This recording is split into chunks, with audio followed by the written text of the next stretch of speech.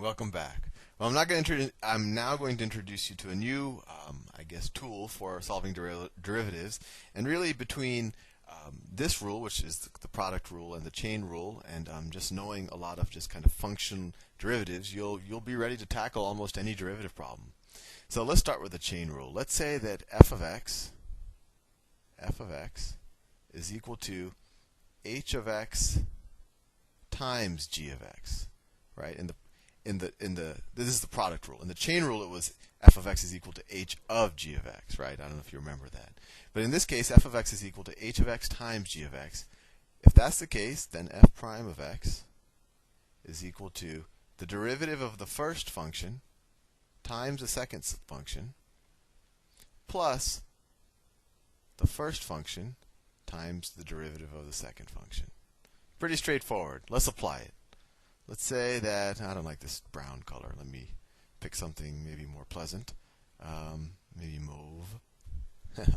Okay, so let's say that f of x is equal to 5x to the 5th minus x to the 7th times 20x squared plus 3x to the minus 7.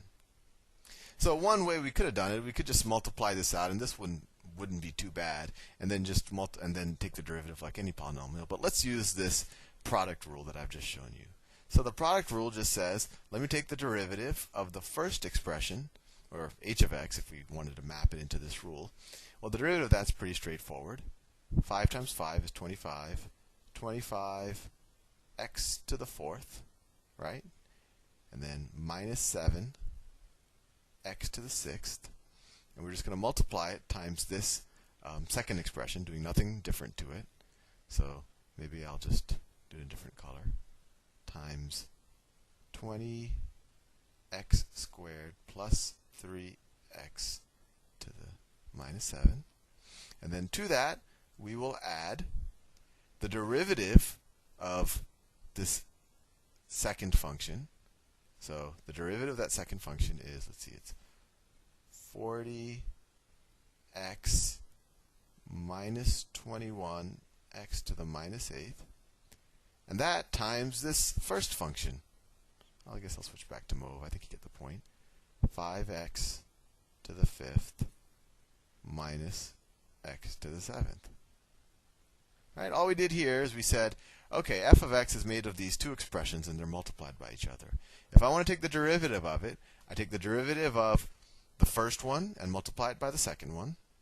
And then I add that to the derivative of the second one and multiply it by the first one. Let's do some more examples, and I think that'll hit the point home. Clear image. Change the colors, and I'm back in business. Okay, so let me think of a good problem. Actually, well, let me do another one like this, and then I'll actually introduce ones that maybe use the product rule and the chain rule. So let's say that f of x is equal to 10x to the 3rd plus 5x squared, that's an x, minus 7 times 20x to the 8th minus 7. So then we say f prime of x. What's the derivative of this first expression? Right, it's 30x squared plus 10x. And I just multiply it times this expression, right? 20x to the 8th minus 7. And I add that to the derivative of the second expression, which is, this is all in one line, but I ran out of space. 160x to the 7th, right? 8 times 20 is 160. And then the derivative of 7 is 0, so it's just 160x to the 7th times this first expression. 10x to the 3rd plus 5x squared minus 7. There we go. And you could simplify it. You could multiply this out if you wanted, or you could distribute this out if you wanted, and maybe try to condense the terms. But that's really just algebra. So this is using the product rule. So I'm going to do one more example where I'll show you. I'm going to use the product and the chain rule, and I think this will optimally confuse you. I want to make sure I have some space. And here I'm going to use a slightly different notation. Instead of saying f of x and then what's f prime of x, I'm going to say y is equal to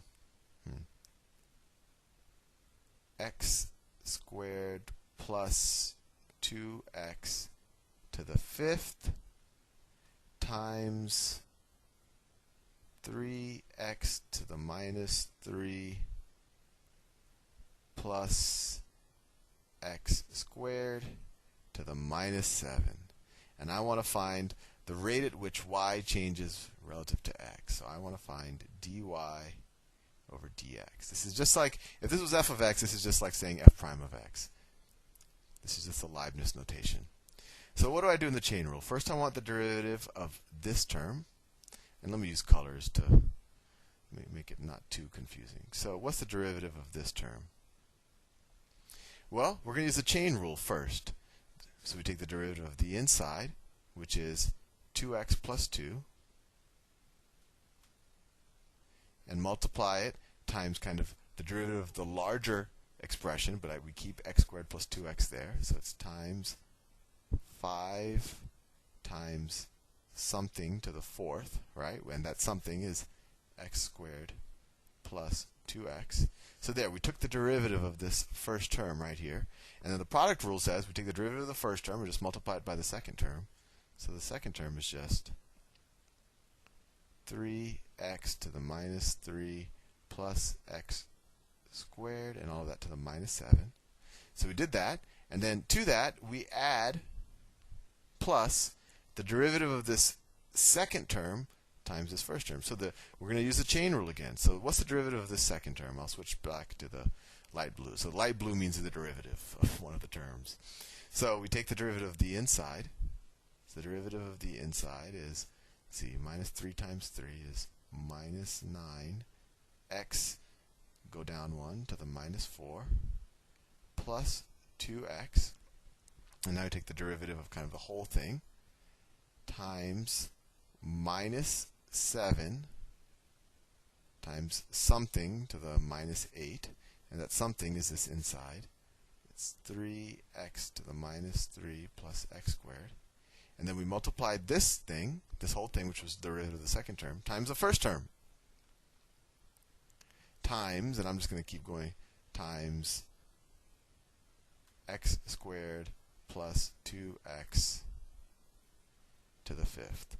So this was a really, you might want to simplify it at this point. You could take this minus 7 and multiply it out and all of that.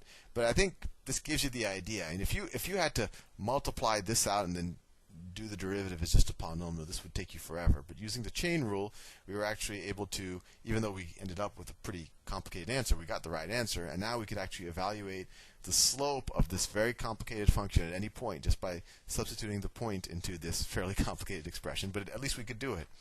And I think you're going to find that the chain and the product rules become even more useful once we start doing derivatives of expressions other than polynomials. Where I'm going to teach you about trigonometric functions and natural log and logarithm and exponential functions. And actually, I'll probably do that in the next presentation. So I will see you soon.